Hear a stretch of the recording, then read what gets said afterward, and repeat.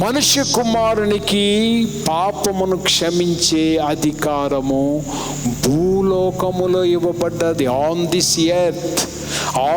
Earth in this world పాపము క్షమించే అధికారము యేసయ్యకు ఉంది. ఇప్పుడు నువ్వు గ్రహించవలసింది, భూమి మీద ఉన్న ప్రతి జీవి క్షమించబడాలి, తప్పదు. క్షమించబడినప్పుడే నీవు పరలోకానికి చేరగలవు.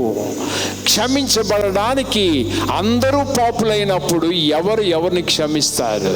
ఫస్ట్ ఆఫ్ ఆల్ యేసయ్య దేవుడు మనల్ని క్షమించాలి. ఆయన పరిశుద్ధ రక్తము, ఆయన పాప క్షమాపణ మనకి కలిగి ఉండాలి. ద పవర్ ఆఫ్ ఫర్గివ్నెస్ మనిషిని మొట్టమొదటిగా స్వస్థపరిచేది హృదయం. పవర్ ఆఫ్ ఫర్గివ్నెస్, క్షమాపణలో ఉన్న శక్తి మనిషి యొక్క శరీర రుగ్మతను స్వస్థపరుస్తుంది.